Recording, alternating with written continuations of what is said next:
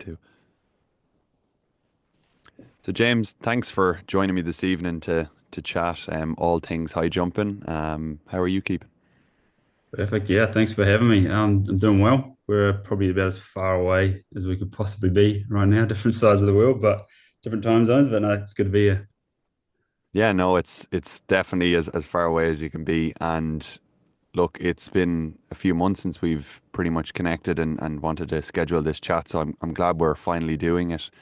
Um, the audience are probably very familiar at this point with the fact that you're coaching the best high jumper in the world, but your story is equally very interesting as someone who is a track and field athlete not that long ago. And I'd be interested to hear more about how you got into this situation where you find yourself at a very young age coaching, the Olympic champ. I think the audience would love it too. Yeah, I mean the last year, 18 months has been pretty crazy, but to kind of take it a little bit further back, I suppose it's pretty common to hear from coaches or guests of different podcasts I listen to of, I was a relatively average athlete. Like I said, pretty sharp when I was younger. Kind of high jump hurdles were my main thing throughout, I suppose, 13, 14 when I really got stuck into athletics down in Timaru, which is in the little town in the South Island, New Zealand. So from there, yeah, I had a really fortunate to have a couple of coaches who obviously kind of led me to just explore the sport and kind of fostered curiosity that started really young and yeah, got into hurdling and just kind of fell in love with progression and the kind of unknown technical elements of the event. And high jump was no different. I suppose my challenge was with high jump in some ways was I kind of stopped growing pretty young as well. So I think I jumped kind of just over 2 meters at about 15, 16, which is pretty good at that stage. And then I was kind of same age as Hamish, and we actually had a couple of competitions where jumped the same height. And it's quite funny to look back and reflect on those now. Come very different ways, but a long way nonetheless. So yeah, probably from there stuck into hurdling a little bit more. And then after school, got into studying sports science. Was doing a little bit of coaching. And back when we started coaching was when I was about 15, 16, coaching a young football team back home, and loved that as well. So always had a passion for sport, for coaching and learning more about particularly athletics. So just saying to you before, kind of when study and kind of career paths were starting to be something I was looking at, I think strength and conditioning was kind of the clearest and obvious one. And I think probably a lot of people feel that through a typical sports science degree, and then head into kind of a personal training or sports science and strength and conditioning background. So that was kind of where I first started, interning with high performance sport and in a strength and conditioning role, and then started gradually coaching more and more athletes. At that stage, still competing, kind of cracked into low or just sub 14 as a junior hurdler, which wasn't too bad, and then just probably never really stayed healthy enough long enough to crack into the senior ranks. So, and that was also a big part of my reason for doing more and more coaching is still love the sport and wanted to do more and more. And then you look back now and spent so long at the track and you kind of can't be bothered sticking around to do your own training anymore. So busy enough with that side of athletics now, which is really exciting. Yeah, it's funny you say that. I was having a conversation with a good friend who's was a long jumper for Ireland for many years and quite good and kind of retired around 31, 32. And I asked him, like, how did you know you wanted to kind of stop? And he said, I would finish up my sessions and know that I've got like someone to coach in about an hour or so and another track. And he just felt that want to be there instead of doing the minutiae of his own training. He started to see that shift. He's seen that kind of selfish part move to selfless. And he said that was a kind of indicator for him that he needed to kind of go all in on the coaching and nearly abandon his own athletic career. And it sounds not exactly the same as yours, but it kind of that natural flow of where you start to see the mind or the interest take shape in other people's careers versus your own. Yeah, I think absolutely. And we spoke a little earlier around kind of curiosity being the thing that drove me to train myself for so long. And then the more athletes I started coaching in various events and different ages, I realized I could actually do that more and be more curious with more people. And that was, I think I kind of realized that's what was actually motivating me and feeding me rather than, lining up to run over 10 hurdles and try not to fall over any of them. Yeah. So it's funny how that develops pretty quickly. And you've mentioned in the last few years or last year or so, your kind of, I suppose, not hobby for coaching has kind of turned into your career. You were a strength and conditioning intern a couple of years back with the Sports Performance Institute. How did that kind of come to be where now you're actually full-time coaching?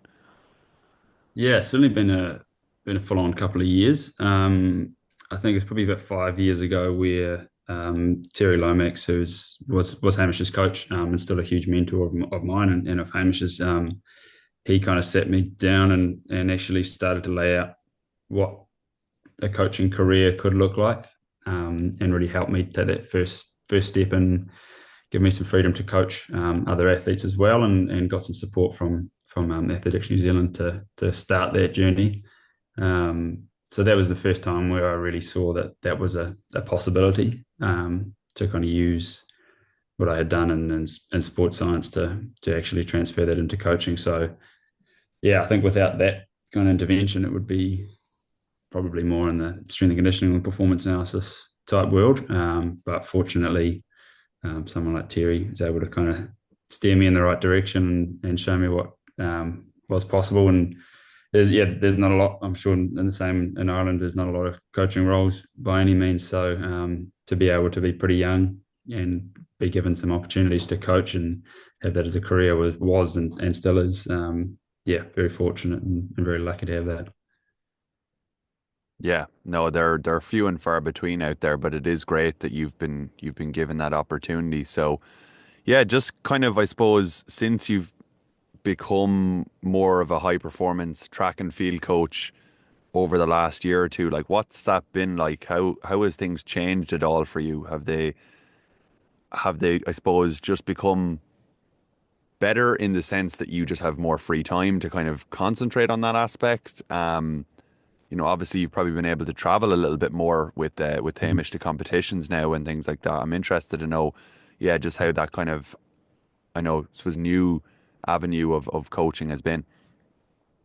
Yeah, it's evolved quickly, and every 6 months has kind of looked different for I suppose the last 2 years in some ways. Previously, or even last year, my time was split between coaching, probably half of my time, and the other half in performance analysis, which fortunately was with a lot of athletics, but also a little bit in other sports and trampolining, notably as well. So I was able to work within sport, and those two organisations were really really supportive of that, and they work together essentially. High performance sport funds athletics New Zealand and New Zealand anyway. So there was a lot of understanding of where my time was going, but there was still, even up until August last year and even more recently, of only being full time in the last couple of weeks. It was balancing time and learning to be pretty efficient, and switching between different hats pretty quickly. So yeah, it's weird now that coaching is my only role. Yeah, it's a bit to adjust to, and actually realize I've got a bit of time to stop and plan and think a bit more. So hopefully that just opens up to some more learning and more opportunities, and as you say, a bit more freedom to travel and yeah, no, I haven't got other things to juggle as well, which would be really nice. Mm. An interesting aspect you mentioned there, like performance analysis is not necessarily a field that's talked about very often, at least from the people I have conversations with. It kind of can somehow sit under biomechanics sometimes or be a kind of umbrella term under there. But maybe, in your case, it is a completely separate field. Um, Talk to me about how that background kind of has helped you in in the coaching sense, because I could see a huge crossover there, particularly with technical disciplines like a high jumper or Mm. combined eventer, that having that skill set and both technically and just the eye that you've trained being very useful. Yeah, I suppose first it's probably just a case of different language that we're using. I think over here with high performance sport, we kind of termed performance analysis as a kind of an umbrella term for, I suppose, simple analysis, phase analysis, or race analysis, plus biomechanics as well.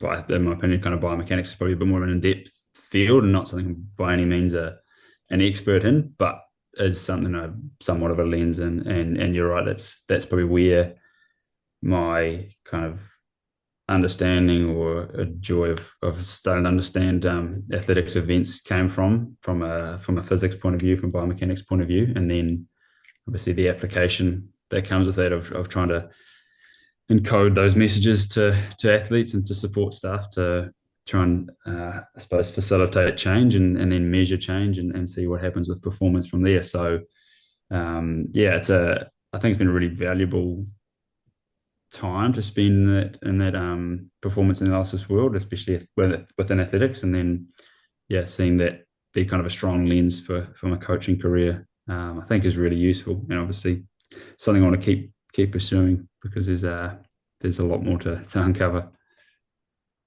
So, am I correct in saying that it's kind of a layer that you'll use within your coaching to kind of guide decision making on the technical front, maybe even to something that is involved in, let's say, looking at asymmetry. So it's not necessary, well, it is kind of technical, but on the other hand, it Mm. might be to spot injury kind of potentiality or, um, yeah, I think asymmetry is probably a good way to balance it. What kind of ways in which do you utilize it? Maybe not just strictly in the technical sense, but um, also maybe in the physiological.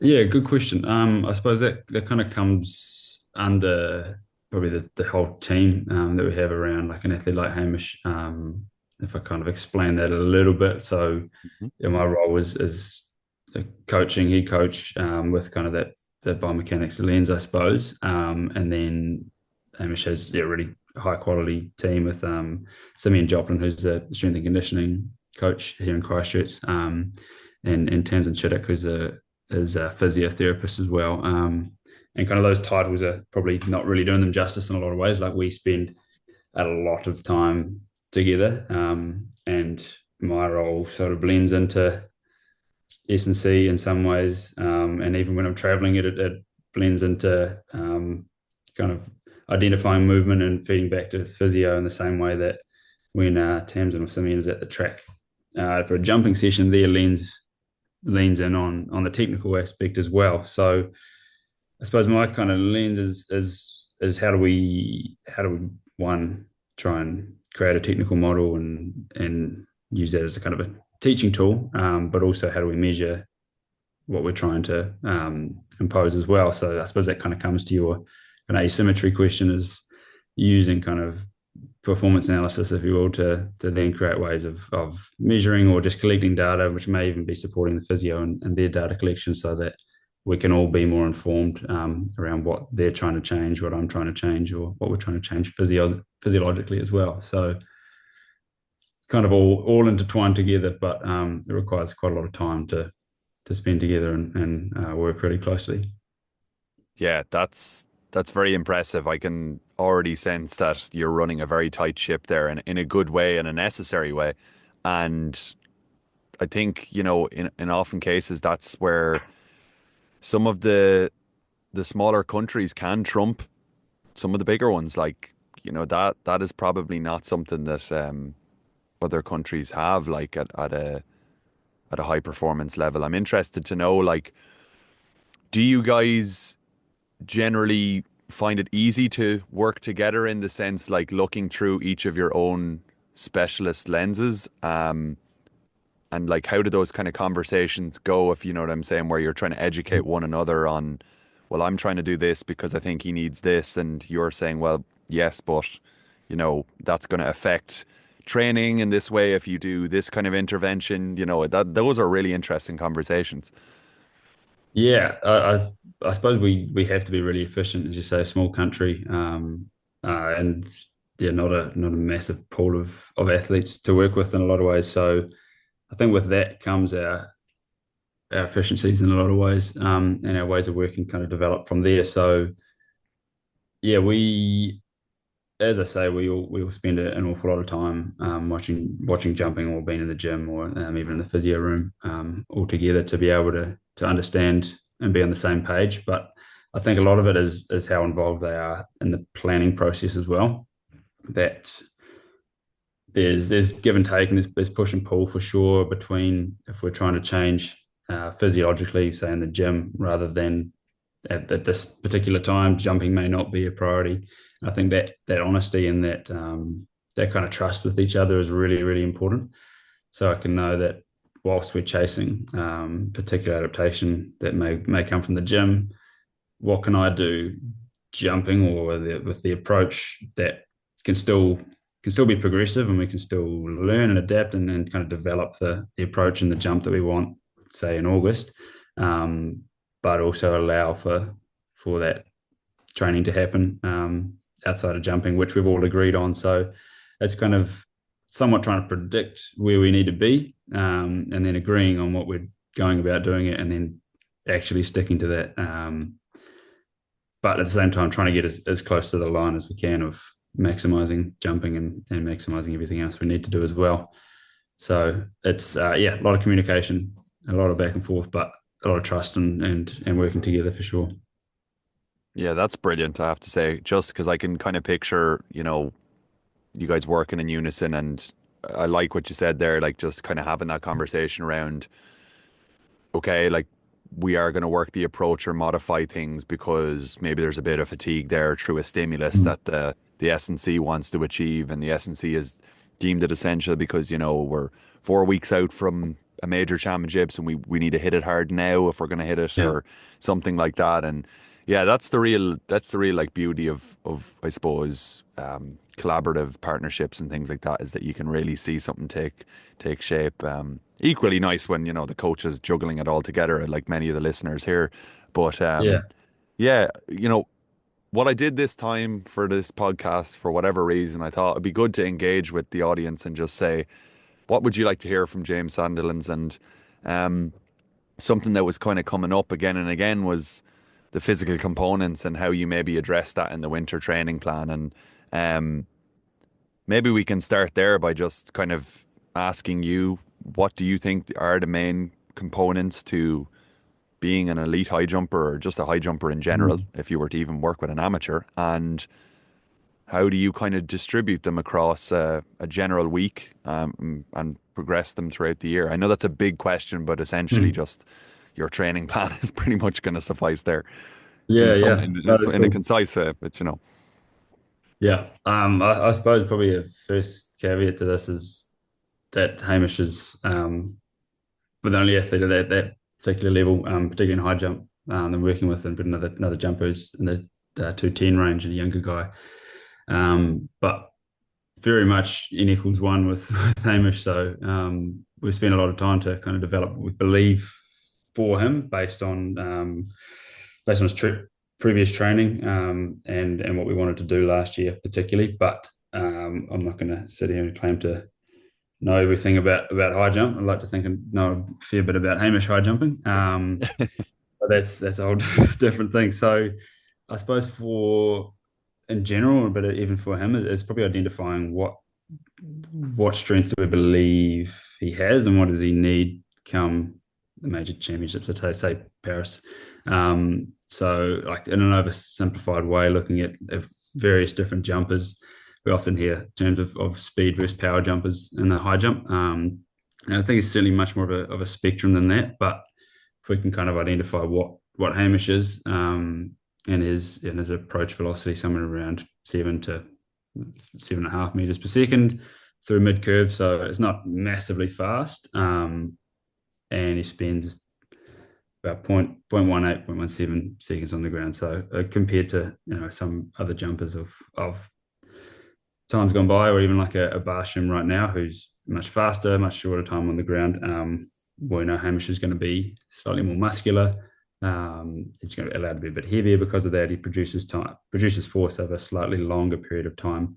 So all of these things really impact how we're going to train, and what we believe is going to shift into the next level. So within, I suppose, our winter is is now essentially, or is well, sorry, our summer is now, but our winter training session for um, the European or international season is right now. So this is the end of kind of a big training block, start of our first competitive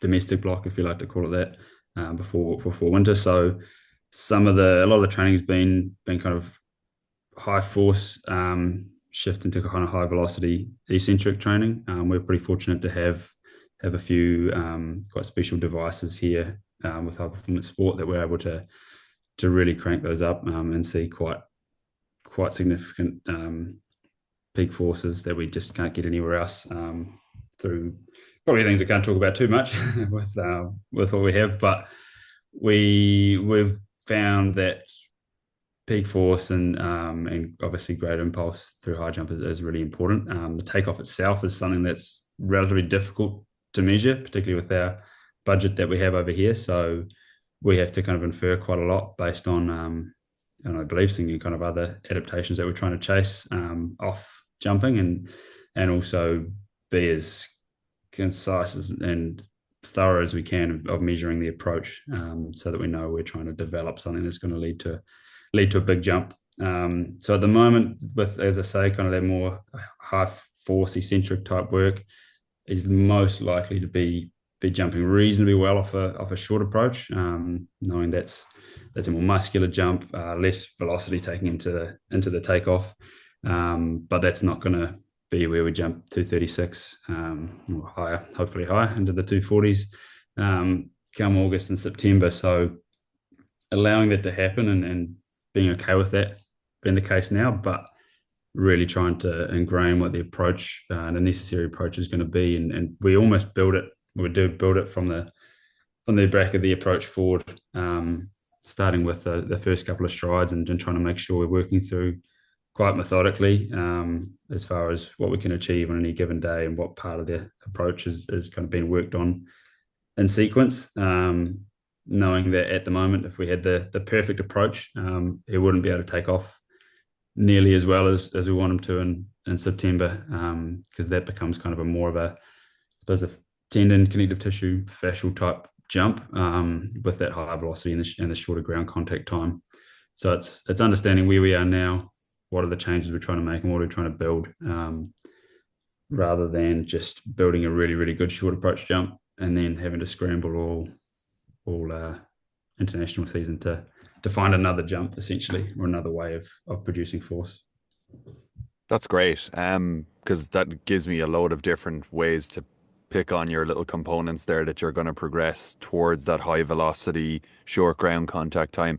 So you mentioned the high force eccentric. Do you mean like slow, heavy, like almost 3 second tempo or super maximal right now to kind of develop the force curve, or is it um, something different?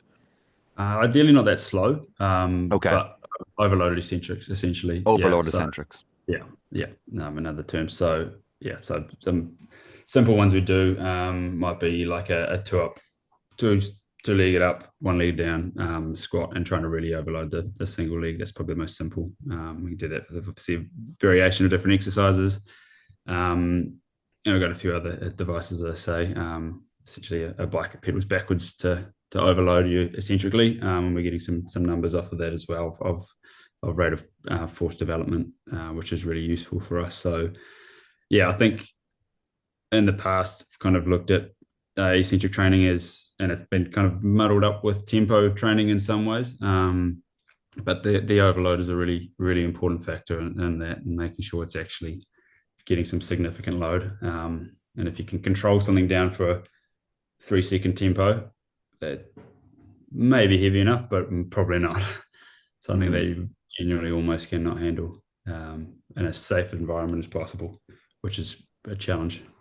yeah, that's the thing about the super maximal stuff that I've seen is like especially if you're on your own. It's very hard to maybe emulate some of Mm. that, because obviously you'll want to drop it on pins and take the plates off and then go probably immediately up, but you generally can't if you're by yourself because you'd have to take the plates off. Yeah, But you're saying that the one down, two up is a good actual overload scheme that may not necessarily rely on um, needing to actually reset it per se. You'll just actually go up with the two legs, which you're yeah, basically using a load that you could manage with two legs, but you're just doing it really. on one. Yeah, That yeah. makes sense. I mean, get creative with that, not just for jumpers as well. Same concept applies to some easy things like a leg extension or a hamstring curl, potentially for sprinters as well. But that, I suppose, a lot of those things kind of come out of a need for us as we travel away from our usual training environments. And what are we going to have regularly? The squat rack, probably maybe a Smith machine, those sort of things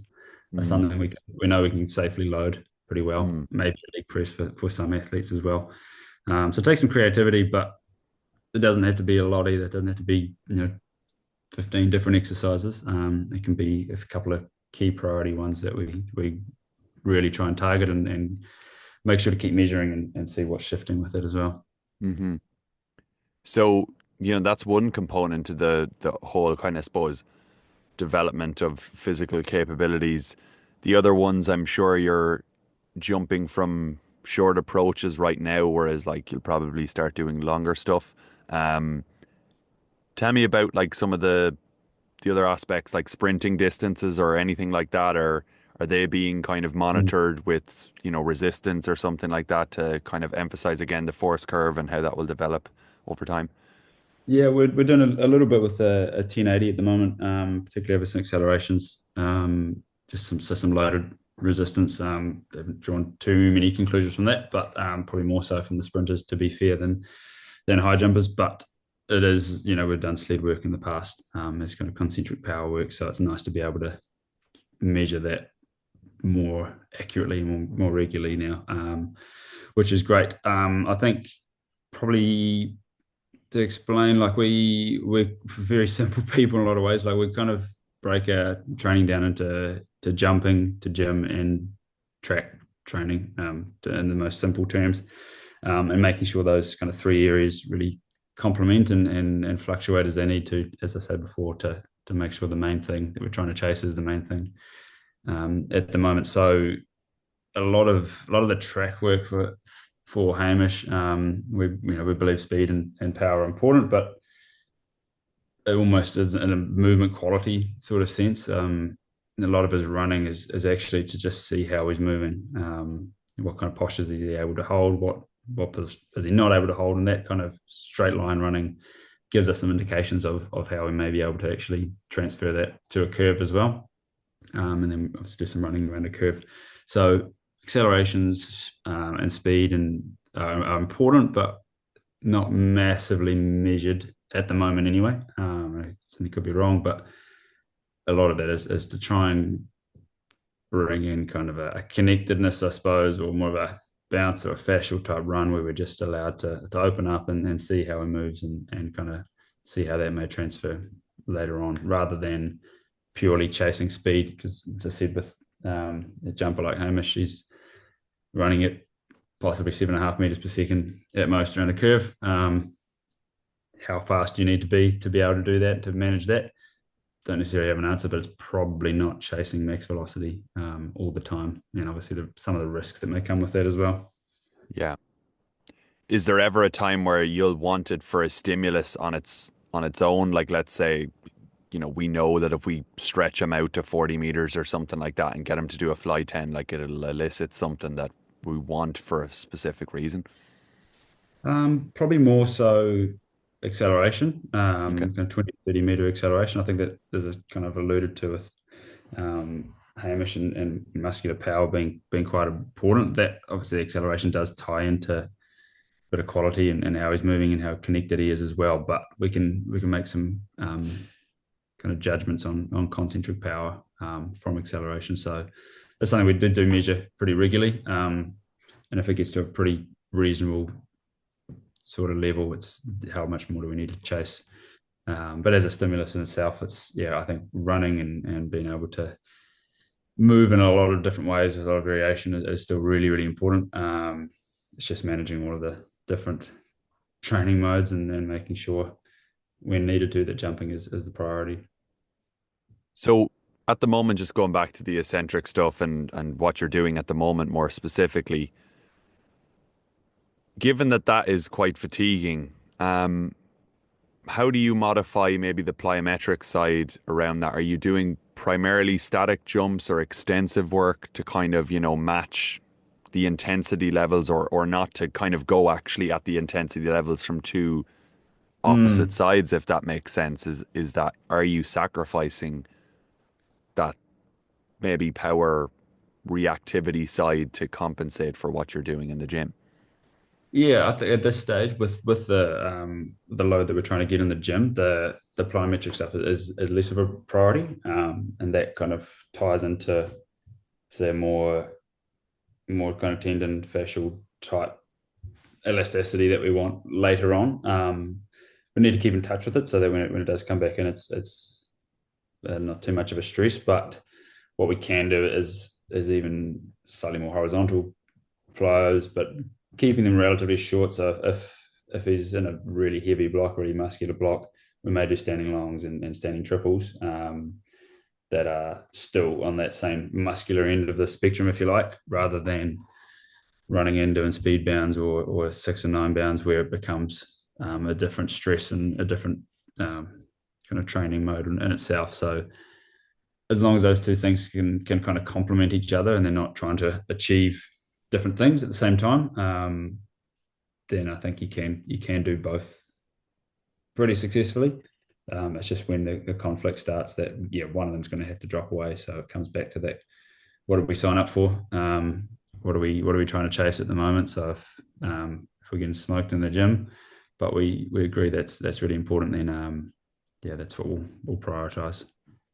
Mhm. And so from out of here, will you start to go to more partial ranges with the gym stuff and start to move towards that, I suppose, quicker ground contact time? Like, how do you see that kind of progression unfolding on both of those ends, the plyometrics and in the gym? Yeah, I suppose from a plyometric point of view, jumping is probably the key plyometric, of course, and major surprise there. So there's a lot of load in the jumping itself and getting towards that full approach jump. Um, so that in itself is quite a significant stress. So making sure that we factor that into the load and we're not just throwing on more and more whilst we're also increasing the intensity of jumping is really important. But we can strip it right back to doing really, really basic low level plyos, which we keep in most of the year, which might just be kind of inspired in a lot of ways by the rudiment hops and bounds from Dan, where it's very, very low intensity. It's bouncing more than jumping. And that seems to be quite a nice stimulus to just keep in touch with bouncing and keep a bit of volume in there, because that, as you say, that ground contact time does get shorter and shorter. We want to make sure we've got somewhere to go. We've got some kind of fascial bounce in there when we get there as well. But keeping that in there, and it's easy stuff we can do in lighter days anyway, without adding a whole heap of load. Mm. Yeah. Yeah, I actually found that quite nice myself to do. It's weird. I thought for a while, like, it's so general, like you don't need to do it after a certain point, but it's like Mm. actually revisiting it helps me feel more coordinated in a weird way. Again, it's just not super intense or, I'm No, not trying to be super reactive, but just by the low amplitude kind of nature of it and how you're going through the sequence, it stiffens things up in a good way. I found at least. definitely. But Mm. as we're talking about, Hamish particularly, he's been high jumping a while. Have you found that he needs less general work, throughout the winter? Has his winter training evolved to the point where, you know, the volume is relatively low or the specificity is now quite high from the get-go? Like, I'm interested to know about kind of Mm. that side of things. Like, how does it overall look compared to Yeah. what it may have in the past? Well, I suppose I could speak for the last year particularly. He came in with a pretty good training age to that year, and that was a uh, yeah, an Olympic year. So we didn't have time to be massively general and to go back and build anything that we didn't already have. So there will come a time in the next couple of years where we probably need to revisit some of those things and decide upon what needs to be rebuilt and what engine needs to be bigger, I suppose. But yeah, we actually got into to full approach jumping really early, particularly last year and even now. Um, and I think that's been probably obviously the most specific shift is in the past had done quite a lot of short approach, 3 strides and 5 strides for quite a long time, and then that shift to 7, which is his full approach, but it's really a lot more than 7 if you count all the little roll in strides, but we'll call it 7 for now. Um, that can often come in quite late, or has in the past come in quite late, and that shift in rhythm and timing has been quite an issue. So we made the call last year. Essentially, week two of jumping was rolling in just some approaches off full stride, and by week I believe 3 or 4, we were jumping off full approach, which is somewhat of a fast progression. We still have short approaches in there, but I think it was really important to kind of get the understanding that the short approaches are there for a purpose to serve a purpose to develop the full approach. And I mean, we see this in every event, particularly this time of year. Long jump, pole vault, all guilty of jumping really well off 10 strides, and now and then not necessarily jumping any further or any higher when you go back later on. So to me, that kind of says that we've made one of a few mistakes of either making the short approach the priority, and the I suppose the strengths and the weaknesses that come with being good off short approach is very different, or we haven't actually planned and prioritized training well enough to be able to cope with the demands of a higher velocity run. So we went there quite early, and the takeoff wasn't there for a long time, and it doesn't need to be. But as I kind of talked to you earlier about building the approach from the start and quite sequentially in some ways, there's an understanding that the takeoff will come when needed to and when physically available, I suppose is one way to put it. But we can work on that fuller approach earlier. So it does short approaches all year round. It might just be as a warm up to convince yourself that running in off a full approach is a good idea today. But yeah, I think it's really important to make sure you know what you're actually trying to get good at, because yeah, a good short approach in any event doesn't really help you in the long run. Yeah, I've had those years where it seemed like it was going to translate and it did not. And yeah, I would definitely say that I revisited those areas that you just discussed. Was it the actual planning and integration of full approach work, or was it the physical qualities that I overemphasized that support short approach work? Um, and it definitely happens, even, in the long jump, as you mentioned, not just high jump. Um, so with that being said, like, did you just mention that you'll actually use short approach as almost a screening tool to whether you should go back to do the full runs today? Was that what you, or did I just pick that up wrong? No, you're probably right in a way. And ideally, we'd know in advance if we are going to go a full approach today. But as part of a progression, as coming into a high jump session and going straight to full approach, more mentally than anything, might be a challenge and something hard to ask. So we can use a short approach as 1 or 2 jumps off a roll and 3 to then move back to the full approach. And we usually, even in competition, we'll do that quite often, just to, hey, I'm here, I'm ready to jump now. Now I'll move on back. And as long as it's a relevant jump, we're not trying to allow massive time on the ground. If we're in August doing a short approach, we'll just come in, bounce off the ground, and then move back. So it might not be super high, but that's fine. But yeah, you can see a lot. You can, particularly with an athlete like Hamish, you can see how he's feeling, how fresh he is off some of those earlier jumps, and then maybe either have a conversation or just know what you're going to be able to work on today. Mm. Yeah, so what you're saying is you modify the takeoff, not just necessarily by time of year, but it might even just be like removing it based on fatigue, and Mm. things like that. Yeah, as I say, I like in a perfect world would be able to know and plan those things in advance. Mm, But at the same time, like we talked about building the approach and having even just run throughs be there regularly. So if we're for whatever reason, and luckily didn't have to last year, if we weren't able to jump on a particular day, then we'd still be able to ideally still be able to do that run through so that that timing and the rhythm and that velocity is still there because that's what we're gonna need later on. mm. With developing his approach, did you have much kind of, I suppose, influence in that? How has it kind of evolved and if at all, and why? Was it the same when you started to coach him? Yeah, mostly the same in a lot of ways. With a couple of refinements, I think just one that the time spent at full approach was massive and gave us more time to actually understand and learn about what we needed to build. But we spent a lot of time looking at the rhythm, looking at the shape, and the speed of that approach.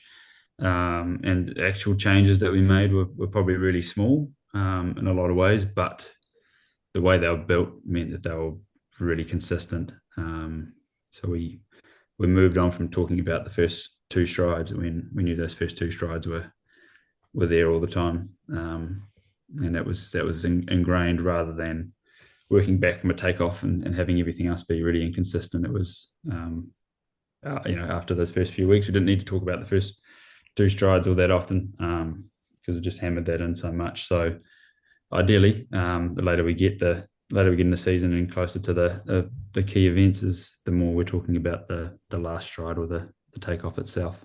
Hmm. Um, but even in saying that, in Paris, we did need a little reminder to just take ourselves back a couple of months and then make sure we're doing the basics right, and just check in with, and then that kind of click things into gear of remembering what we're doing. So yeah, all that learning comes up when you need it.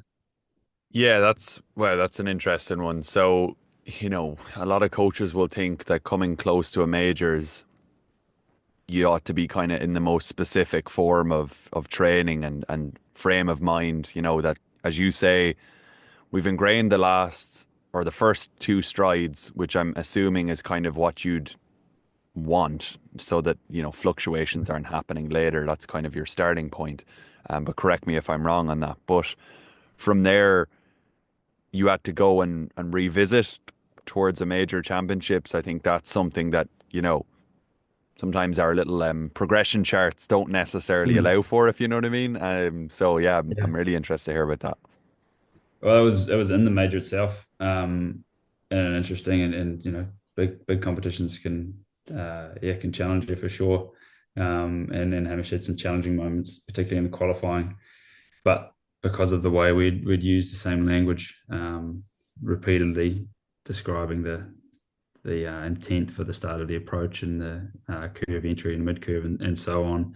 Um, the assumption is that those things are all going to be locked in, and they were, and they had been. But yeah, in the heat of the moment, it can take a little reminder. So yeah, we had to work back, and we talked about the first two strides again, which you wouldn't have expected at that stage. We thought they'd be done and dusted, but that was probably a catalyst to get back out of that position and then start looking like a real competitor again when he started to just kind of tune back in and go, actually, no, I remembered what I'm doing here, and away we go. But yeah, the flexibility to pivot and actually trust and talk about what you had previously done months ago was really important, because if we had to just kept hammering on the last couple or the last stride, it wasn't there. It wasn't being set up properly, so we had to make sure we are setting up what we are trying to execute, and then slowly but surely started to come online, and yeah, that led towards the later qualifying, and then rolled on into the final. So yeah, there was a busy couple of days. Yeah, it's funny that like kind of scenario, if you weren't a mature athlete, could really rattle you in the sense that like why are we talking about this, thing that we spent months on working, like Mm. it nearly seems like, we're at the Olympics. We don't need to be thinking about the basics. You could you could argue if you were a younger athlete, that they just wouldn't really see Mm. the necessity for that. But it's great that he was, so calm and collected to buy into that and just go like, right, grounding yourself, like really grounding Yeah. yourself in that instance is like probably really hard to do. Yeah, absolutely. And we've talked about it since then. It seemed normal because it's been so long, kind of if you're trying to build that run up, but then talk about it day to day of what was available to us today, is saying what are we trying to do, and for that particular day, we just had to go back a couple of steps, and it all started to click again. But yeah, a lot of trust from all parties who are involved in that one. Hmm. We've talked awful lot about the run, but I'm interested to know just because I know guests will want to hear about this. Do you use a lot of drills to kind of support some of the technical work that you're doing, or are you kind of biased towards, assembling the flow of the run and then kind of putting component parts in the physical side to support it? How would you kind of maybe summarize that? Hmm. Um, I think both. I think we're probably somewhat biased towards prioritizing the actual approach in itself. But at the same time, that bias has been allowed because of the athlete that Hamish is as well, and the skills that he's developed over the years. So I think speaking on the last year, no, we have done a lot of drills, circle drills and J running drills and posture related exercises around a curve, but they were more touch points and more kind of a loading tool to make sure we're progressing to one, be able to handle the curve, and also just check in on some of those postures and positions that we're after. But very different conversation with a development athlete or younger athlete who doesn't have that movement competency or that ability to one run the way Hamish runs, but then also to actually position himself around a curve. So yeah, if we're talking about different athlete, it's a different conversation. But I think for him,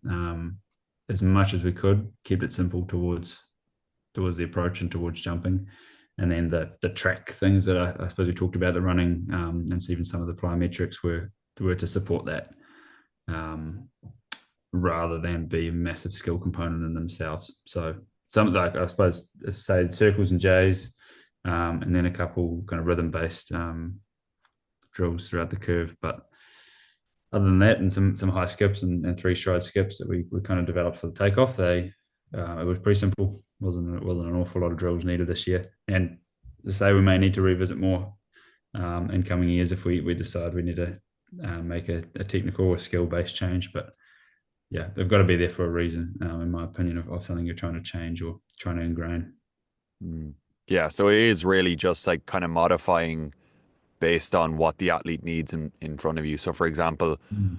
would it be fair to say that, like, say, with one of your 210 kind of high jumpers, like, you may spend more on the curve running versus the actual full-fledged run because you know that once he gets into the entry of the curve, it's not going to hold up because he hasn't got the repetition and posture work. Is that kind of Mm.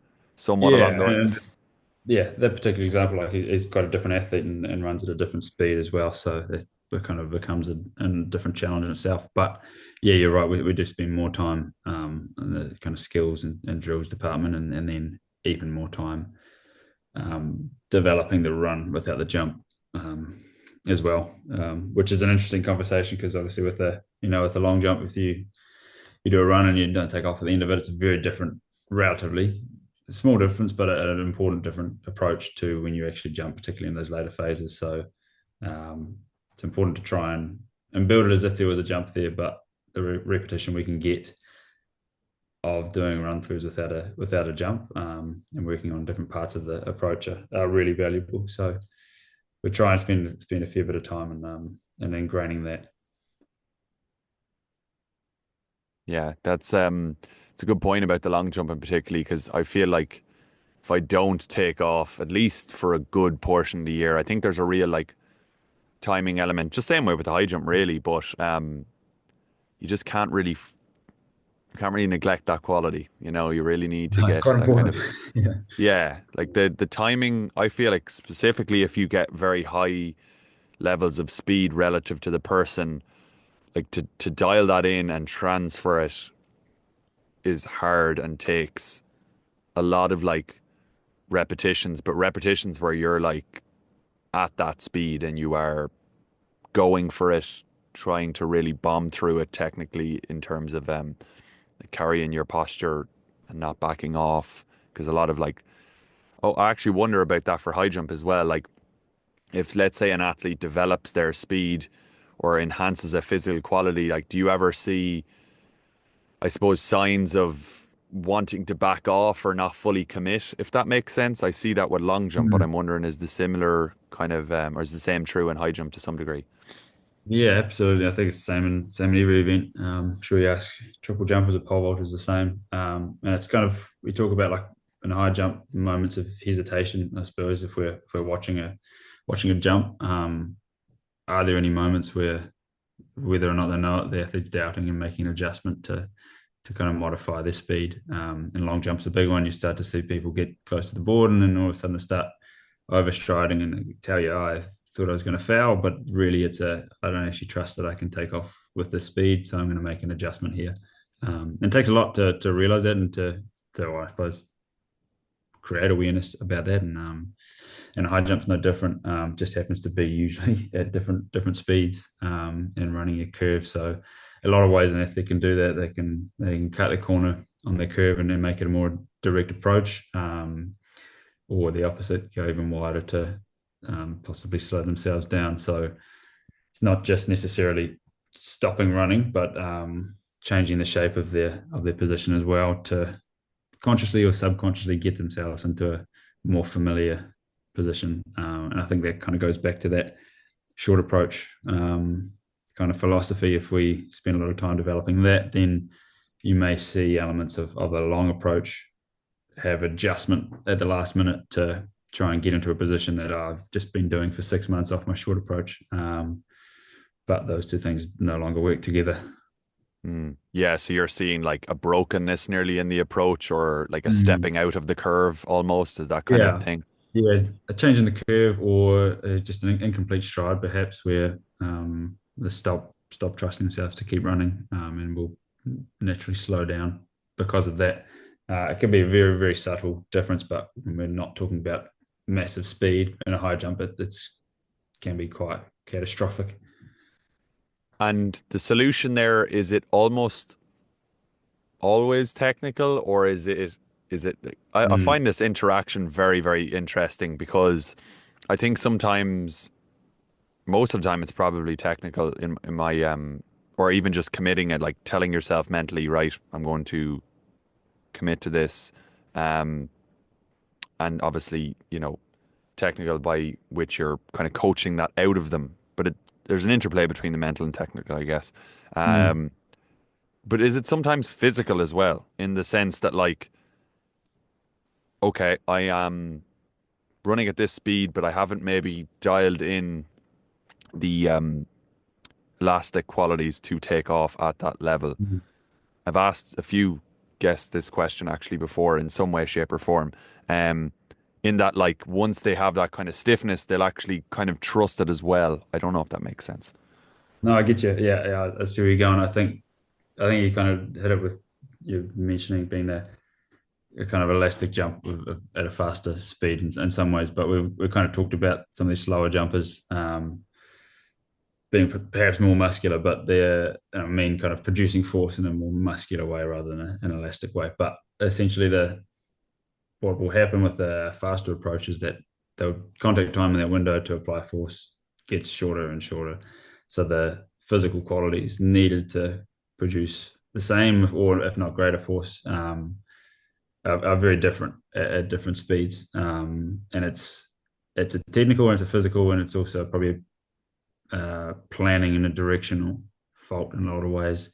I think it's easy to say, when you're at the middle of your season that it's either a technical or physical quality or a physical fault, but we also could look back to earlier in the season and the direction we made if we decided we needed to have a faster approach, a higher velocity in an approach, but we didn't do any physical preparation to actually adapt to what we need down the line, then that's a planning error as well, or a kind of I suppose, a poor direction to go in. So yes, it's physical and technical, but also maybe avoidable.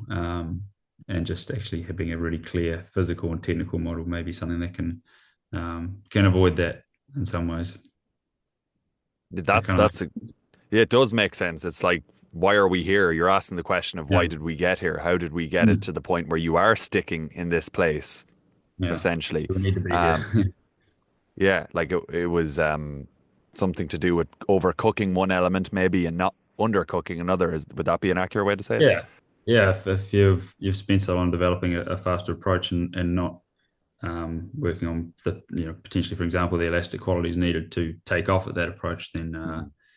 yeah, going to have for some frustrating times for sure. If not, just to see athletes just backing out to actually modulate their speed to be at a, a kind of window where they can actually now apply force again. But that's yeah, going away from what you've been training to do. So pretty hard to wrap your head around late in the season for sure. Yes, yeah, definitely. Um, on the last three strides, because one person specifically asked in the question, what are you necessarily looking for in an ideal world in the last three strides? Obviously, you may not have seen that out of Hamish or many jumpers thus far, but I'm interested to know, like, kind of what would you be generally searching for? Yeah, I suppose generally, but rather specifically for Hamish, talk about that like the penultimate stride we want to be, I suppose, relatively long and short at the same time. Long in distance, but short in time. A key thing we look at is how much time spent between the toe off of the right foot and the contact of the left foot, the takeoff foot. So, and we use the word float quite often. And if that stride floats or hesitates or waits and then gently presses into the ground rather than being quite an active shift off the right to left. So if we've done everything well up until that point, we want to see quite an open stride, but a fast stride nonetheless. And we can see that in even just the amount of frames between the right and left. And the I suppose the pickup or the lopiness of that stride rather than just being able to get it down on the ground. That's just something that we see him demonstrate when he's actually able to take off really well, which may not be all the time. Mm. And then further back from that, we get to strides that are really trying to hold us around a curve, particularly the second or the penultimate back to the second to last stride being really difficult and challenging to hold a position. That's obviously going to set you up to jump high, but with the technical restrictions of the what everyone does, the Fosbury flop now, we also need to be able to set up a rotation in two axes over with our high jump. So being able to carry enough momentum from a pure vertical takeoff point of view of being able to generate enough energy or transfer enough energy into the takeoff, but also dealing with the forces of running around a curve and being able to then rotate off of that. So our right footed stride with Hamish is a penultimate step, and seeing that stride be really active is really important. And then the positioning of that also something that is really important to him to be able to jump and then see his rotation. He's not quite the same sort of rotator as like a Barsham or someone who comes in a little bit faster. He's a bit of a flatter jumper, but that means that we've got a smaller window, so he has to be pretty consistent with hitting the position and timing of those strides. Mm. So do you kind of emphasize like running over the top of that last third stride, like really stepping over it, like as you said, being Yeah, active with it? Is that kind of a way to describe it? like onto that right foot, the penultimate step being we call it kind of a complete stride. So he's actually Mm. is running onto it, and the opposite would be kind of a shuffle or a place stride where you're just placing the foot out and not really able to work the ground and press off of it and deal with the forces of running a curve. So it's an active run the whole way through before that last step. Some people kind of don't necessarily coach the penultimate step in terms of like actively getting an an athlete to dynamically perform a movement, but then I've heard someone say, you know, really like pull it back hard or, really claw the ground almost. And maybe that's not a cue that you would use. But the point being is do you, at that speed that he runs at coming into the approach, like do you actively cue that stride? Um, Or is it a we analyze the byproduct? stride, and yeah, you're right. It's a byproduct of how he set it up beforehand. I Mm, think if you're queuing that stride, it's probably because you're seeing something you don't want to see. It's probably too late. It probably needs to be something that's addressed earlier in how setting up that penultimate stride.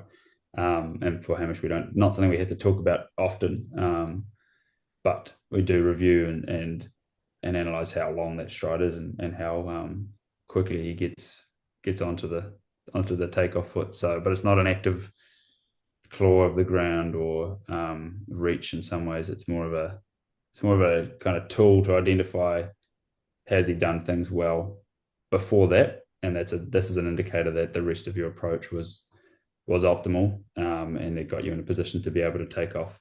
But I think, and I've kind of talked about building the approach from the back through to the takeoff, so from the first stride through to the last, rather than the other way around, because then we get into real minutiae about specific takeoff positions and angles without actually setting up the appropriate speed or rhythm or timing to be able to do anything with them. mm, And then eventually, if we get all that stuff right, then that takeoff's going to change anyway. So mm. that's I suppose that's it's a bias. It's a model of way we've developed it, but there's by no means one way to do it. So I'm sure there's plenty of other options. If you, let's say, see on the penultimate stride that he's floating quite a lot, there's not real that tension or the direction of the heel recovery or the height of the heel recovery that you might typically want. What does that tell you about the strides previous? Particularly the penultimate, it'll usually if that's a slower stride or more place stride, it'll tell us how he's interacted with his penultimate step with his right foot. If that's actually been able to complete that stride and then press through onto the takeoff.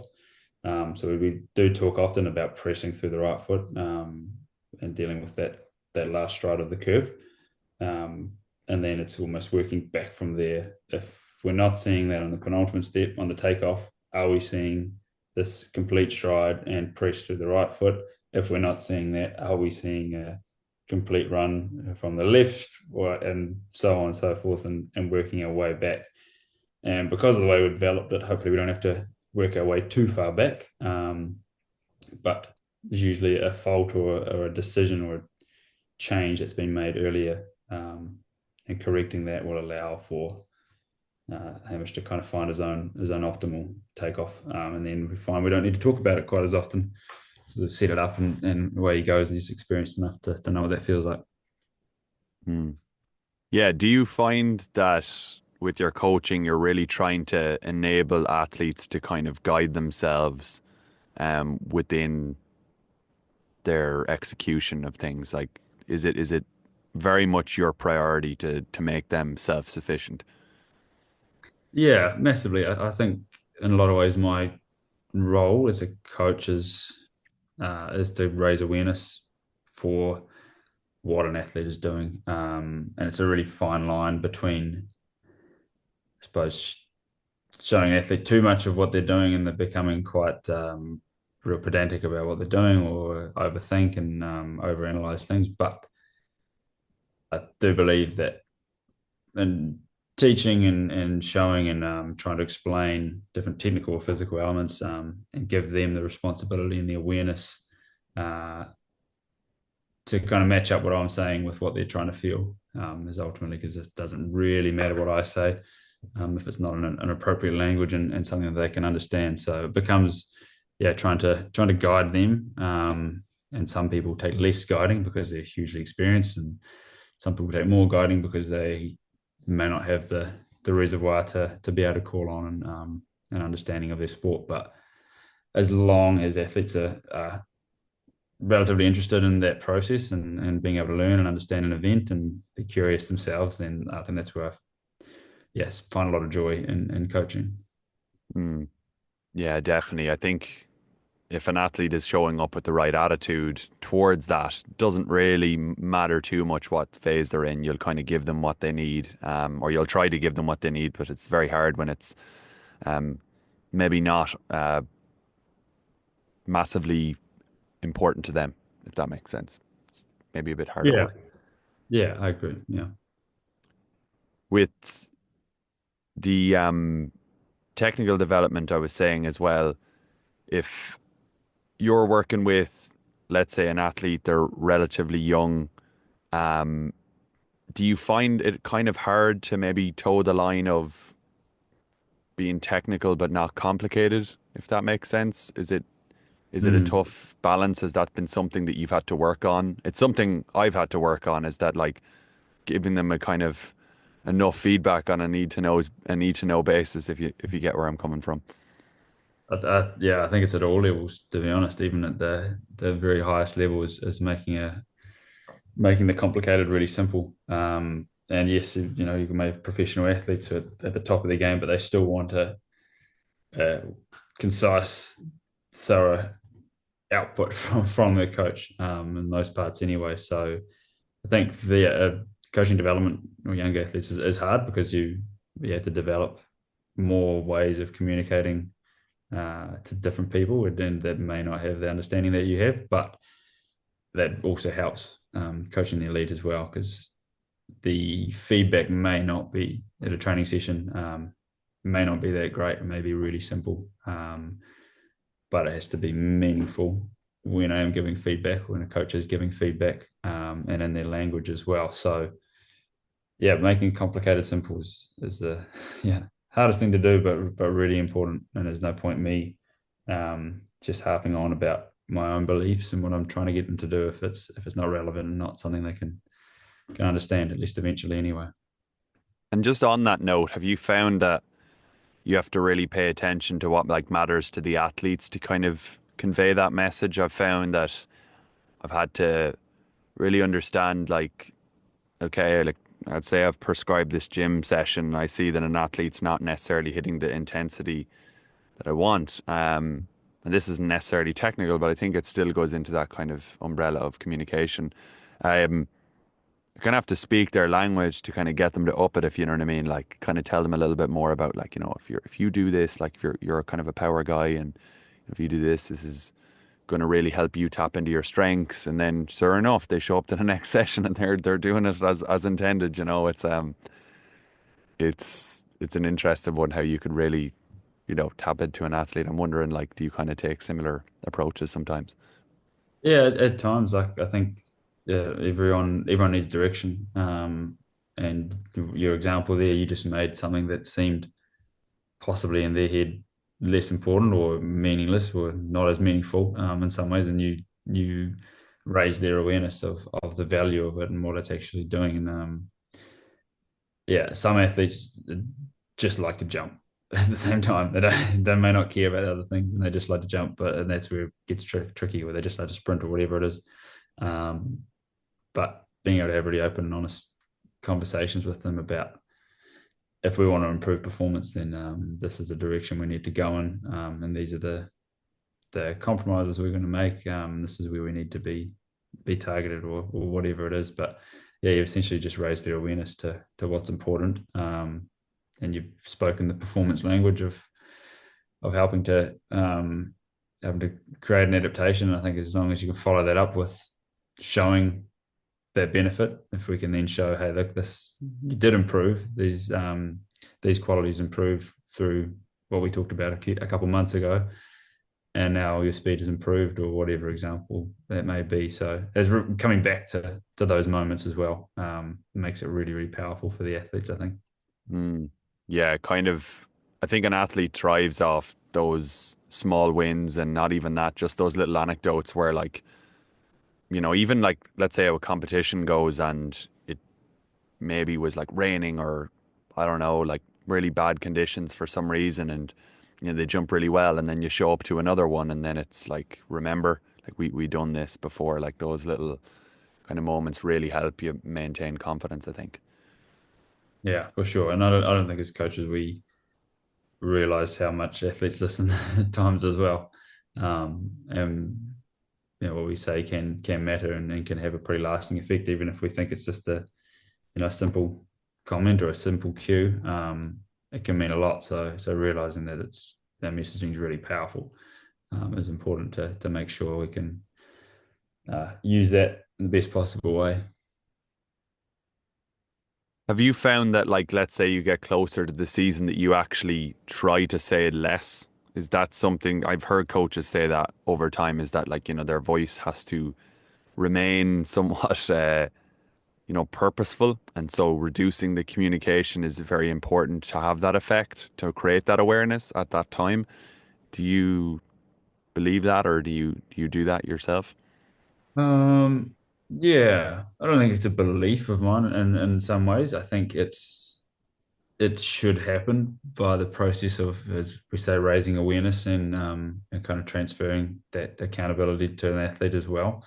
Um, but yeah, I don't believe in speaking for the sake of speaking. I'll quite happily go through a training without saying anything if I can get away with it, unless I needed to. But at the same time, if we've decided there's something we need to do and we're trying to change, then we'll talk about it as much or as little as we need, regardless of when it is. And then it just takes some kind of honest reflection and self reflection of knowing what you're saying and knowing is what you're saying helpful or detrimental to an athlete. So I don't think it's as simple as saying I don't say anything in the last couple of weeks, Hmm. because I may come across a situation where actually the feedback might be really really important, and might change the course quite late on. So, but ideally, all set up well and all gone to plan, it should be smooth sailing and not having to make a lot of feedback and adjustments later on. Well, your example of Paris is actually perfect in that sense, that you probably had to have a bit more of a thorough breakdown of something that should have been, I mean, typically covered ages ago, but, had to be just revisited because of the situation. Yeah, and I think if I held the belief of not needing to speak much at that stage, then we would have missed that opportunity. Uh, we could have missed that opportunity anyway. So yeah, you're right. It's a good example. And what an opportunity it was. That was some year for yourselves. I mean, like, to win, was it World Indoors and Olympics in one year?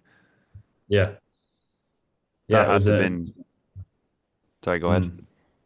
I so it was interesting. Yeah, running to World Indoors, jumping 236, and yeah, kind of achieving a lot of the targets for the year, and then knowing that essentially we wanted to try and replicate, slightly improve if we could, but at very least hang on to what we had. So yeah, it would have been fascinating if World Indoors didn't go as planned.